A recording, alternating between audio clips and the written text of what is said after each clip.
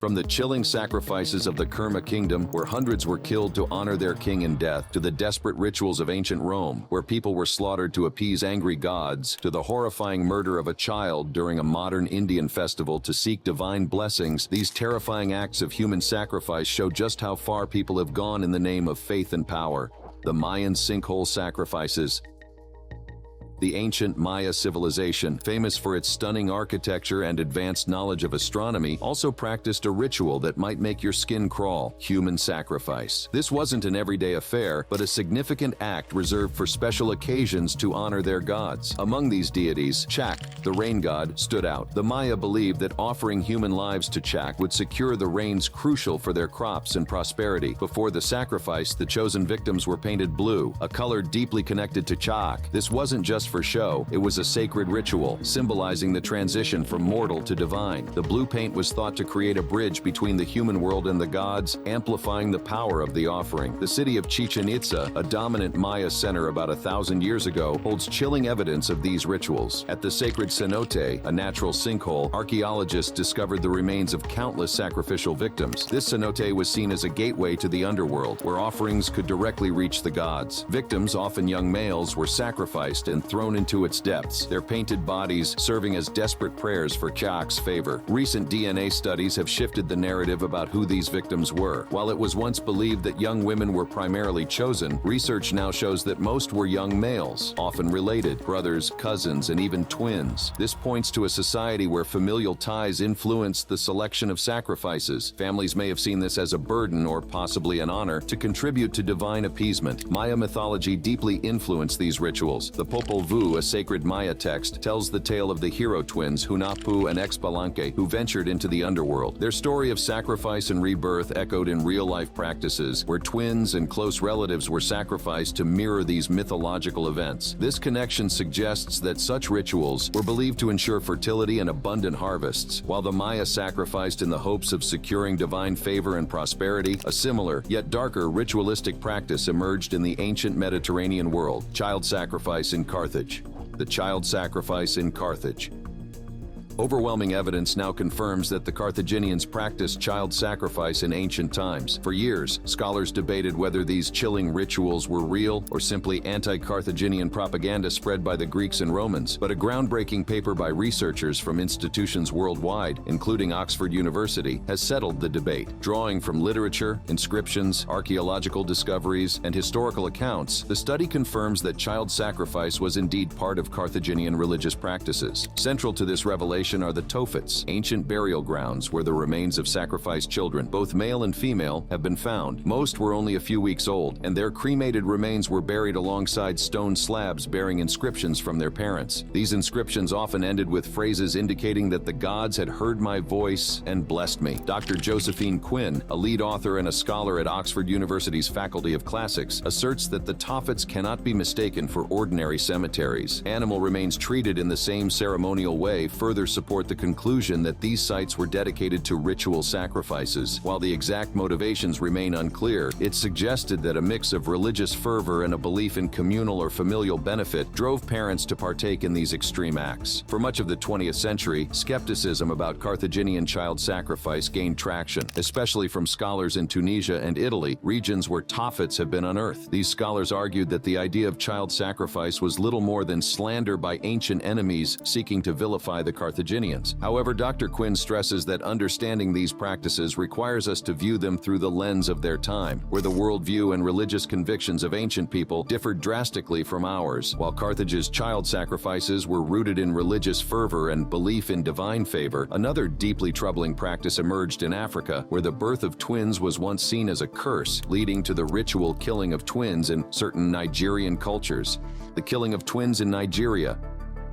The ritual killing of twins in Nigeria is one of those chilling cultural practices rooted in deeply held beliefs, particularly among certain ethnic groups like the Efik people. Hard to imagine today, but back then, the birth of twins was seen as a curse, a bad omen that could spell disaster for the family or community. Instead of being celebrated, twins were feared and considered something other than human, often labeled as evil beings or even mini-gods. In Efik culture, the arrival of twins sparked dread. The community believed that one twin's father was an evil spirit and that the mother had committed committed a grave sin. This superstition led to heartbreaking actions, as newborn twins were abandoned in the wilderness to die. For the Efik, twins symbolized misfortune, and their birth was thought to bring calamity upon the entire family. Interestingly, not all cultures in Nigeria shared this view. Among the Yoruba people, twins, called Ibeji, were seen as blessings. The Yoruba believed that twins had supernatural powers capable of bringing wealth to their parents. Twins were honored, and even in death, their memory was kept alive through carved Ibeji statues, which were treated as living children. However, historical accounts show that twin infanticide wasn't completely absent among the Yoruba, indicating that full acceptance of twins was a more recent shift. The turning point came with the arrival of Mary Slessor, a Scottish missionary sent to Efik land in Calabar in 1876. Mary, a fierce advocate for women and children's rights, dedicated herself to ending the twin-killing tradition. She immersed herself in the local culture, learning the Efik language and connecting with the people on a personal level. Through education and the gospel, she worked tirelessly to shift the narrative that twins were evil. Mary's efforts weren't easy. Changing a cultural belief so deeply entrenched required constant education and unwavering patience. She started adopting abandoned twins, raising them in her mission house. Her influence grew to the point where in 1892 she was appointed vice consul of the Okayong territory by the British Consul General, Major Claude MacDonald. By 1915, the killing of twins had largely ceased, and mothers of twins were reintegrated into society. However, a 1991 survey revealed lingering prejudices among a small percentage of the Efik, Ibibio, and Anang peoples, despite the majority expressing joy at the thought of having twins. While the killing of twins in Nigeria was rooted in cultural superstitions far across the ocean, the ancient Cahokians of North America practiced their own form of ritual sacrifice, one that intertwined spirituality with political power.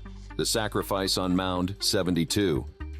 In the heart of the American bottom, the Cahokia Mounds rise as ancient witnesses to a once thriving civilization. Among these earthworks, Mound 72 stands out, not just for its size, but for the dark and captivating secrets it holds. This burial site has revealed a narrative of human sacrifice that continues to intrigue archaeologists and historians, offering a glimpse into the spiritual and political heartbeat of the Cahokian society. The story begins with the chilling discovery of a mass burial containing the remains of young women, carefully arranged in rows and layers. Most of these women were in their late teens or early 20s, their placement deliberate and precise. This wasn't a simple burial, it was a ritual. These women were likely offered as sacrifices, possibly to honor deities or appease ancestral spirits. But the tale of Mound 72 doesn't stop there. In another part of the mound, archaeologists found a mixed group of men and women, many showing evidence of violent deaths. These individuals may have been captives or outsiders, sacrificed to meet the political or spiritual demands of Cahokia's elite. The inclusion of both genders hints at a broader societal practice where sacrifice wasn't limited to specific groups, but encompassed a range of individuals, reflecting the complexity of their rituals. Perhaps the most unsettling find at Mound 72 is the burial of 4 adult males. These men were positioned with linked elbows, their hands and heads severed. This gruesome arrangement wasn't random, it carried symbolic weight. By removing their heads and hands, the Cahokians may have been stripping these individuals of identity and agency, reinforcing the power of those who governed. This ritualized execution was as much a show of dominance as it was a spiritual act. What makes these sacrifices so significant is what they reveal about Cahokian society. According to the Illinois State Archaeological Survey, these burials were tied to the removal of large communal posts, events marking societal transitions or major milestones. This connection suggests that sacrifice wasn't just about spirituality, it was deeply intertwined with politics, used as a tool to solidify power and influence within the community. While the Cahokians used human sacrifice as a tool of political power and spiritual reverence, the Aztecs took the ritual to an even greater scale, where human sacrifice was seen as essential to maintaining the cosmic order.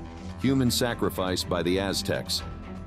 Human sacrifice in Aztec society wasn't just a ritual, it was a cornerstone of their culture, deeply rooted in the broader Mesoamerican tradition. While civilizations like the Maya, Puripecas, and Toltecs also practiced it, the Aztecs elevated human sacrifice to a central part of their religious and social identity. Evidence of this ritual dates back even further, to the Olmec civilization from as early as 1200 to 400 BC. The Aztecs believed human sacrifice was essential to keep their gods satisfied and the universe intact. According to to their cosmology, the gods had sacrificed themselves to create the world, and humanity owed a debt of blood to repay them. Aztec priests described sacrifice as both an obligation and an honor, one that ensured not only the survival of the universe, but also the spiritual elevation of the victim. Their deities demanded sacrifices tailored to their specific roles. Huitzilopochtli, the god of war and the sun, was one of the most prominent figures in these rituals. The Aztecs believed he needed human hearts to fuel the sun's daily journey across the sky. Tezcatlipoca, the god of night and sorcery, often received sacrifices through ritual gladiatorial combat, where captives fought against elite warriors. The festival of Panquetzalistli, dedicated to Huitzilopochtli, featured elaborate ceremonies and sacrificial offerings. Tlaloc, the rain god, had his own grim requirements: child sacrifices. At least 42 children's remains have been found at the Great Pyramid of Tenochtitlan. The children were often subjected to pain to produce tears, which were believed to be critical for the ritual. Siptotec, the god of rebirth, was worshipped through the sacrifice of warriors and slaves, whose flayed skins were worn by others in ceremonial displays. The societal impact of human sacrifice was immense. It reinforced the Aztec social hierarchy, where the emperor, or Tlatoani, stood at the top, followed by nobles, warriors, commoners, and slaves. Warriors could climb the social ladder by capturing enemies for sacrifice, while the manner of one's death influenced their afterlife. Sacrificial victims and warriors killed in battle were thought to receive higher honors in the afterlife compared to those who died of illness. The Aztecs even institutionalized flower wars, ritualized battles designed specifically to capture enemies alive for sacrifice. Victims were treated as living embodiments of the gods, participating in various ceremonies before their execution. Sacrificial rituals were highly orchestrated events. The most common method involved extracting the victim's heart and offering it to the gods. Priests and spectators often engaged in auto-sacrifice, such as bloodletting, to heighten the communal atmosphere of devotion. The remains of victims were handled with reverence. Heads were displayed on tzompantli, skull racks, as a form of tribute. The scale of Aztec human sacrifice is a subject of debate. Some sources claim that during the reconsecration of the Great Pyramid in 1487, as many as 80,400 prisoners were sacrificed over 4 days. While this number is disputed, more conservative estimates suggest closer to 4,000 victims. Anthropologist Michael Harner proposed that sacrifices in central Mexico during the 15th century may have reached as high as 250,000 annually, a staggering portion of the population. While the Aztecs linked human sacrifice to the survival of their gods and the cosmic order, a different kind of sacrifice played out in ancient Egypt: human sacrifice by ancient Egyptians. In the early days of ancient Egypt, where gods walked among mortals and the afterlife was as real as the Nile's flow, a chilling practice unfolded: retainer sacrifices. During the First Dynasty, pharaohs and high-ranking nobles ensured their comfort in the afterlife by taking their loyal servants with them through ritualistic sacrifice. The Egyptians viewed death not as an end, but as a continuation of life. Central to this belief was the Ka, the vital essence that lingered after death, needing a body to inhabit. To safeguard this essence, mummification and Ka statues were employed. Pharaohs, seen as living gods, demanded ultimate loyalty, even in death. To serve them in the afterlife was considered an honor, though one paid in blood. Ellen F. Morris, an expert on ancient Egypt, highlights how retainer sacrifices were a perfect display of the pharaoh's dominance. The willingness of subjects to lay down their lives reflected not just religious devotion, but the pharaoh's grip on both spiritual and political power. Convincing families of the deceased to accept such sacrifices underscores the society's deep-seated belief in the rewards of the next life. King Aha, also known as Horaha, is noted for 35 sacrificed retainers within his tomb and 12 more nearby. Archaeological excavations also uncovered 6 surrounding graves filled with officials and artisans slain to accompany the king. King Jir was buried with over 580 retainers. These sacrifices weren't limited to human attendants. Harem members, court dwarfs, and even animals like dogs were included, revealing the pharaoh's reach over all aspects of life and death. How these retainers met their end remains a matter of debate. Nancy Lovell, a physical anthropologist, points to strangulation, citing pinkish stains on teeth as evidence. Others, like archaeologist Matthew Adams, suggest poisoning, given the lack of physical trauma on skeletal remains. Either way, these methods ensured an appearance of dignity, preserving the retainer's body for its eternal duties. While the ancient Egyptians' sacrificial practices were focused on ensuring the continued service of their retainers in the afterlife, the Inca civilization took a more tragic approach, sacrificing children in their quest to appease the gods. Mass teenager sacrifice in ancient Inca. The Inca civilization engaged in a form of human sacrifice known as kapak hucha, which typically involved the sacrifice of children during significant events, such as the death of the Sapa Inca or times of famine. The Incas considered children to be the purest beings and thus the most suitable offerings to the gods. These children were carefully selected for their physical perfection and treated like royalty in the months leading up to their sacrifice. They were given elite diets, dressed in fine clothes, and adorned with precious jewelry before being taken on a pilgrimage to mountaintops. There they were given intoxicating drinks to numb their fear before being left to die in the harsh element. The Lulayaco mummies, discovered perfectly preserved by the cold, offer chilling evidence of this practice. In northern Peru, the Chimu culture, which flourished before being conquered by the Incas, conducted what is believed to be the largest mass child sacrifice at Huanchaco. Researchers identified at least 227 sacrificial victims, a number that underscores the scale of the sacrifice, which was likely performed to appease deities during extreme weather conditions. While the Inca sacrificed children to appease their gods, another form of human sacrifice unfolded in pagan Kiev, where religious conflict and resistance to Christianity led to the tragic martyrdom of Theodore and his son John at the hands of a pagan mob. Human sacrifice in pagan Kiev.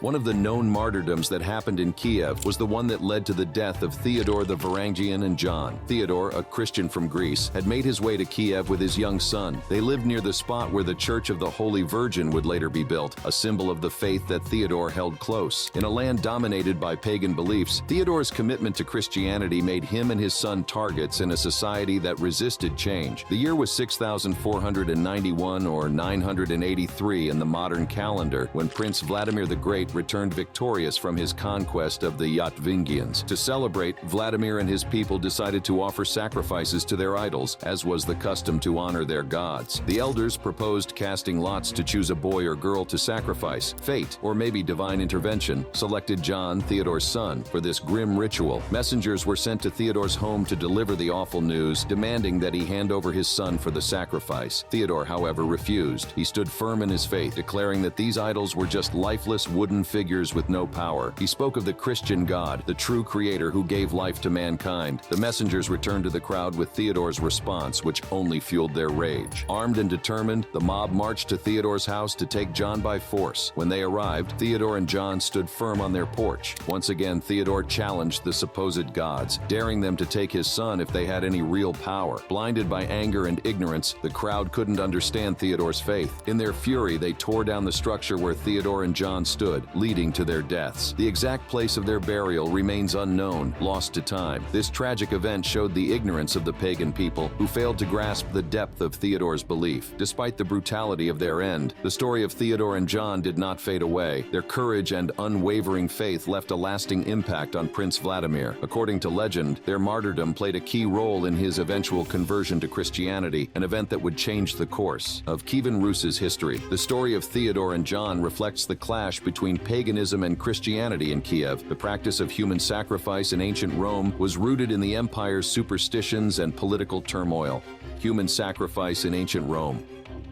The chilling practice of human sacrifice in ancient Rome offers a stark glimpse into the complexities of Roman religious rituals and the lengths to which the civilization would go to appease its gods, particularly during times of crisis. While Roman society is more famously known for its grandeur, military might, and legal systems, the shadow of human sacrifice looms in certain historical periods, intertwined with superstition, power, and panic. The earliest accounts of human sacrifice in Rome are largely documented by writers like Pliny the Elder, who recounts witnessing such rituals in the Forum Boarium, a prominent marketplace. However, scholars like Professor J.S. Reed contend that these sacrifices were not regular events, but rather sporadic occurrences during times of extreme need, particularly in the wake of military defeat or when the city faced imminent disaster. This theory is supported by the Roman decree of 97 BC that explicitly prohibited human sacrifice, suggesting that such practices were not state-sanctioned or a common aspect of Roman ritual. One of the most infamous instances of human sacrifice occurred after the Battle of Cannae in 216 BC. Following a devastating defeat by Hannibal's Carthaginian forces, the Romans, in a state of panic and desperation, resorted to sacrifices to appease the gods and ensure divine favor. Livy, a Roman historian, describes these sacrifices, though later scholars, including Reed, question the reliability of these accounts, suggesting that they may conflate different events or exaggerate the systematic nature of such acts. Another mysterious aspect of Roman human sacrifice involved the Sibylline oracles had political ties with Greek states. The ambiguous and vague nature of the oracles raised questions about their interpretation and the potential for manipulation by Roman officials, adding a layer of uncertainty to the motivations behind these sacrifices. In addition to these ritualistic sacrifices, some of the most infamous instances of violence in Roman history are linked to political power struggles. Julius Caesar and Augustus, for instance, presided over events where executions of prisoners, including soldiers and senators, were described in ritualistic terms. The surrender of Perugia in 41 BC and the subsequent execution of its defenders is often depicted as a brutal and possibly sacrificial act, with some accounts claiming that as many as 300 individuals were sacrificed at the altar of Divus Iulius. While ancient Rome's human sacrifices were driven by political turmoil and religious crises, the chilling events in Elenthor, Kerala, show how the dark belief in ritualistic sacrifice has persisted into modern times. Cannibalistic sacrifice in Elenthor. In the peaceful village of Elanthor, Kerala, a horrifying crime unfolded that would shake India to its core. The Elanthor human sacrifice case, as it came to be known, involved the brutal murders of two women, Rosalind and Padma, under the guise of ritualistic human sacrifice. The crime, which took place in 2022, revealed the sinister side of superstition and the dark lengths some will go to in the name of belief. The case took a shocking turn when authorities discovered that Rosalind, a lottery ticket vendor from Kaladi, had disappeared under eerily similar circumstances. Surveillance footage and mobile phone tracking led the police to Elanthor, where the last known locations of the victims were traced. In the village, they encountered Bhagawal Singh and his wife Layla, whose strange behavior raised suspicions. When questioned, the couple eventually confessed to the murders of Rosalind and Padma, revealing the chilling motive behind their actions. The couple claimed that the murders were part of a human sacrifice ritual, with the added horror of cannibalism allegedly being involved. The involvement of Muhammad Shafi, who was also arrested, deepened the mystery surrounding the case. The trio believed that human sacrifice would bring prosperity and good fortune, a belief rooted in long-standing superstitions. As the investigation continued, it became clear that the victims had been targeted because they lived away from their families, making them more vulnerable. They were lured to Elanthor under false pretenses, only to meet a gruesome end at the hands of their captors. The case drew comparisons to the notorious 2006 Noida serial murders, another instance of cannibalism in India. The Elanthor case exposed the dangers of blind faith and the exploitation of vulnerable individuals, sparking outrage and calls for justice. The Elanthor case highlighted the dangers of superstition-driven sacrifice, a theme echoed in Delhi, where two men killed a young girl during Navratri, believing it would appease a deity. Ritualist sacrifice in Delhi. In the heart of Delhi, a heartbreaking tragedy unfolded that has left the entire nation in shock. A 6-year-old girl was brutally murdered by two men in a gruesome act of human sacrifice, driven by the belief that it would appease a deity. This chilling incident occurred on the 6th day of Navratri, a festival that celebrates devotion and faith across India. The accused, Vijay Kumar and Amar Kumar, both from Bihar, admitted to the crime, claiming they sought the favor of Bhola Baba, the deity they believed would grant them blessings. The crime took place early on a Sunday morning, in a slum near the Central Reserve Police Force headquarters in Lodi Colony. The two men worked as cement cutters at a nearby construction site and were known to frequently use ganja and smack, substances that often left them in a confused and disoriented state. It was under the influence of these drugs that they committed the unthinkable act. The crime came to light when CRPF Assistant Commandant R.K. Jangir alerted the Lodi Colony Police Station. Workers from the construction site and CRPF personnel had caught the two men in the act and held them until the police arrived. When they reached the scene, they found the lifeless body of the young girl, with visible injuries to her neck and head, and a knife nearby. The victim's father, Ashok Kumar, who lived in Girdharpur village in Uttar Pradesh, described the horrors of that night. After a session of bhajans or devotional songs, he realized his daughter was missing. His search led him to the shack of the accused, where he found her body. The men had taken her from her father's home, driven by the false belief that Bole Baba required a child sacrifice. The investigation revealed that the men had previously made strange claims about performing miracles through sacrifices to Bole Baba and goddess Durga. However, their stories were often dismissed as the delusions of drug addicts. Sadly, these delusions took a deadly turn, resulting in the tragic death of an innocent child. The police called in forensic teams and the girl's body was taken to the AIIMS Trauma Center for an autopsy. Vijay and Amar Kumar were charged under sections 302 and 34 of the Indian Penal Code for murder, and the weapon used in the crime was recovered. The men were arrested and taken into custody custody. The shocking human sacrifice in modern Delhi brings out the devastating consequences of misguided beliefs, a theme that echoes through history. Similarly, in ancient times, cultures like the Kerma civilization of Sudan also turned to human sacrifice, intertwining ritualistic violence with societal power. Human sacrifice by Kerma culture in modern Sudan.